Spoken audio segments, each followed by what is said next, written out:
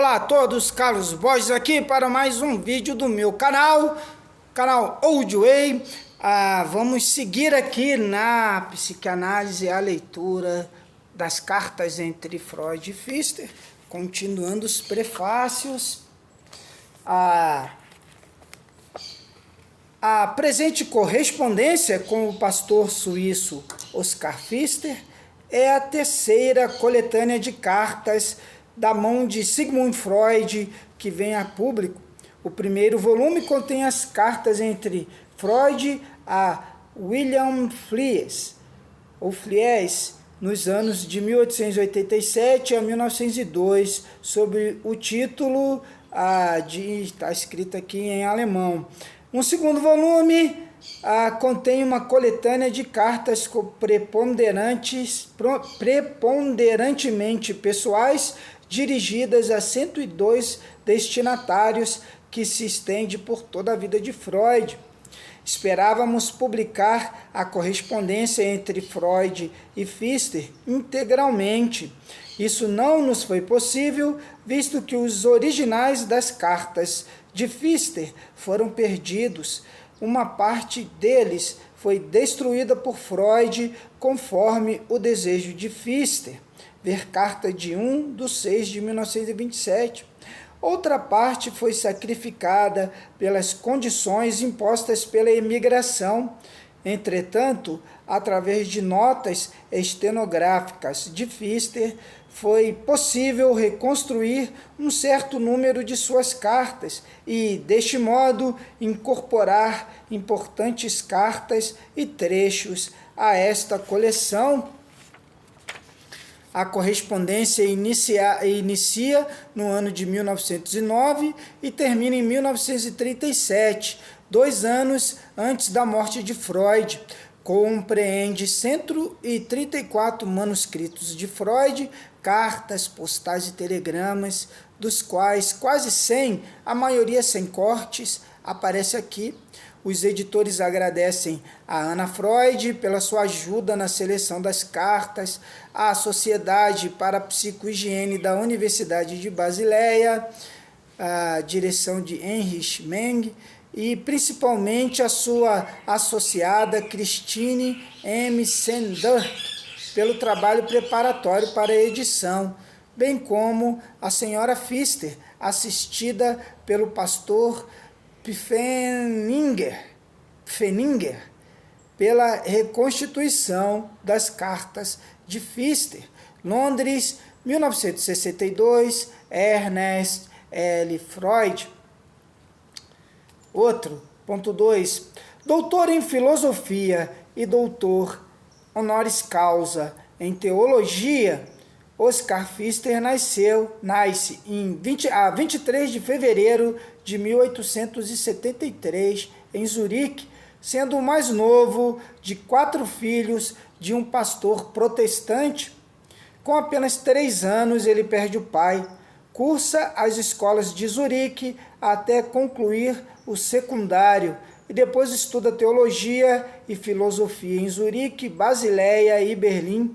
Desempenha seu primeiro pastorado em Wald, cantão de Zurique. Em 1902, passa à paróquia de Predingen. Vai ser difícil o alemão aqui para gente. Em Zurique, onde fica efetivo até 1939, quando se aposenta. Em 1934, recebe o título de doutor honoris causa pela Faculdade de Teologia de Genebra. Em primeiras núpcias, Oscar Pfister casa-se com Erika, nascida Underli, que faleceu em 1929. Deste casamento, descendeu um filho, que vive hoje em Zurique como psiquiatra. Em segundo casamento, Pfister une-se em máxima felicidade com uma prima viúva, Martha Zuppinger-Unner, que trouxe 2 crianças para o lar. Foi para elas sempre um pai exemplar. Já como jovem pastor, Pfister protesta num artigo contra os pecados de omissão da teologia contemporânea para com a psicologia. Em 1908, depara-se com os achados de Sigmund Freud e encontra neles o instrumento que há tempos procurava e que o coloca na condição de poder auxiliar de outra maneira as pessoas que, antes, como cura de almas espiritual, não conseguia ajudar suficientemente. Abre caminho até as fontes inconscientes e semiconscientes das situações de angústia, conflitos de consciência, ideias obsessivas daqueles que o procuram e constrói de modo autônomo os fundamentos de uma pedagogia e cura de almas orientadas psicologicamente. Entre 1909 e 1956, ano de sua morte, Pfister produz inúmeros livros e artigos em que expõe observações e resultados de pesquisas próprias, sobretudo sobre a técnica do método psicanalítico, sobre o significado etiológico da sexualidade na construção das neuroses, sobre religião e histeria, psicologia da arte, filosofia e psicanálise, a cura analítica de almas. Parêntese, esta seria a primeira aproximação entre psicanálise e cura de almas, fecha parênteses, cristianismo e angústia e temas e temáticas relacionadas. Pfister foi especialmente bem-sucedido na aplicação dos achados psicanalíticos à pedagogia. Ele próprio chama esse campo de aplicação de pedanálise, pedagogia com psicanálise. Seria muito errado presumir que o pastor Pfister tenha negligenciado, em função dos estudos e práticas psicanalíticas, o seu ministério como pastor e cura de almas. Ele não era um homem de superficialidades e exercia o pastorado como teólogo íntegro e cordial, irradiando bondade, calor e disposição de ajudar todos os que o procuravam como ministro. Seu amigo, o pastor Hans Pfenninger, escreve dele: como representante de uma expressão livre do cristianismo, ele era inimigo de toda pressão de dogmas, mas aqueles que, em consequência de amarras internas, precisavam se apegar a dogmas, ele acolhia com muita compreensão e com todo amor. Ele foi também sustentado pelo amor da sua comunidade. A relação com Freud se estende através de todos os anos do seu pastorado. Os dois homens tornam-se amigos. A revisão da correspondência revela como era estreita e produtiva a ligação mútua. Pelo temperamento, pela honestidade e pela descompromissada busca da verdade de ambos, digladiavam-se muitas vezes com espadas afiadas, mas do mesmo modo mostravam autêntica tolerância e empatia recíproca. O texto de Pfister, a ilusão de um futuro como resposta à obra de Freud, o futuro de uma ilusão, mostra com que coragem pessoal, com que crítica, metodologia treinada e reverência à grandeza de Freud, o colaborador, psicanalista e teologicamente instruído contrapõe-se a seu mestre. Este debate atesta de que modo se pode conduzir uma discussão científica com Freud. Uma diferença de opinião não precisa de modo algum levar à ruptura com Freud. Pelo contrário, como ressalta Goethe, as oposições divergem sobre um tema.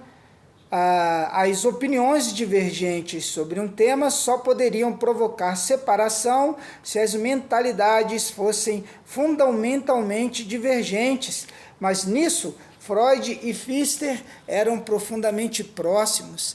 As raízes da mentalidade de ambos eram amor à verdade, principalmente amor como fator central para a compreensão das pessoas, não contemporizar quando estão em jogos valores mais elevados e não se deixar subornar por louvor ou censura.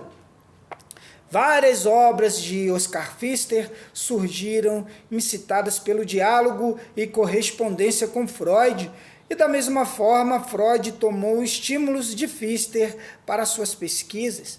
Por exemplo, não há dúvida de que Freud tenha recebido multiformes estímulos para a técnica da análise de crianças a partir das contribuições de Pfister, altamente concretas e criadas em sua prática de psicanálise com crianças púberes.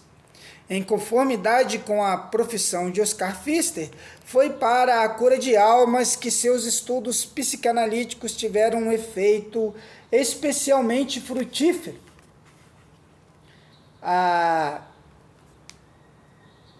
É de muito interesse acompanhar como Freud, que fala de si como um cura de almas secular, tem ouvido aberto para a técnica e experiência do cura de almas religioso espiritual Pfister, enquanto este ressalta a objetividade de Freud, do homem que diz de si mesmo que o sentimento religioso lhe escapa.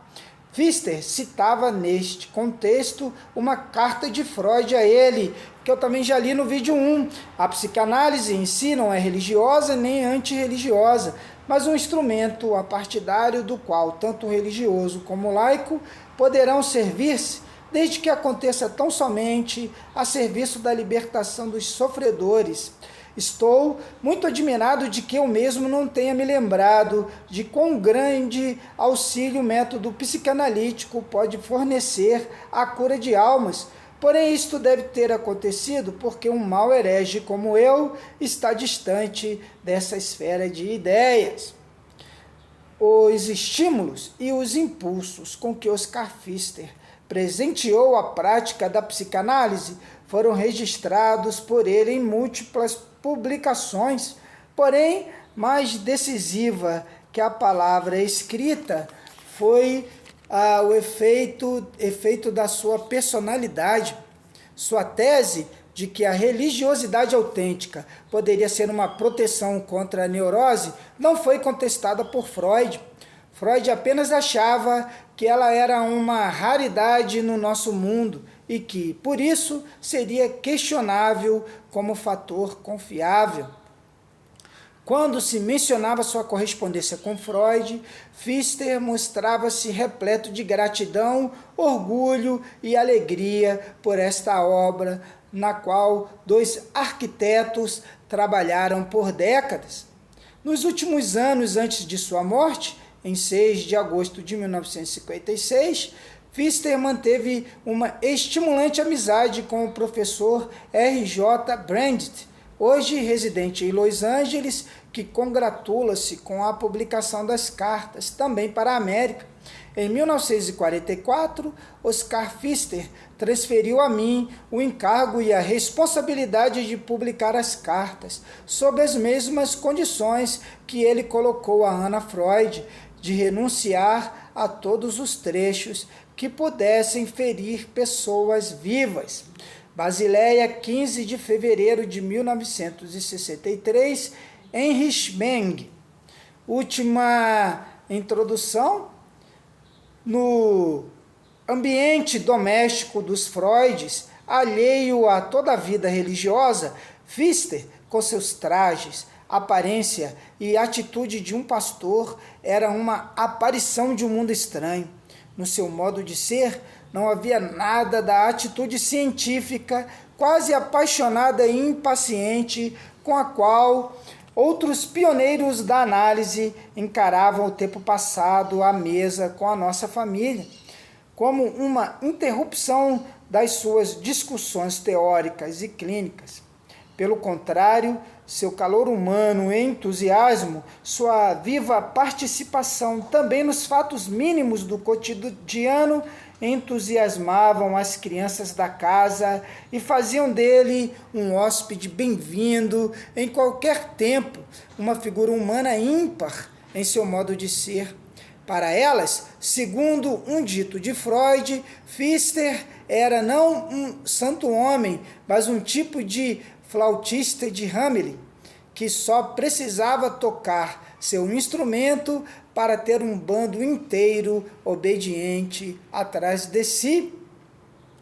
Para o pastor Pfister, foi este transbordamento de sentimentos da psicanálise em si para com seu criador e dele para com os seus descendentes que o estimulou, após a morte de Freud, a deixar a correspondência para mim como a filha do meu grande benfeitor, com a permissão de se servir do material apropriado, com a única ressalva de que nada que pudesse ferir pessoas vivas fosse trazido a público.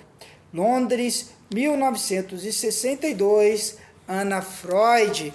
E aqui terminamos mais um vídeo, Carlos Borges, Old Waycast, na antiga estrada, a moda antiga.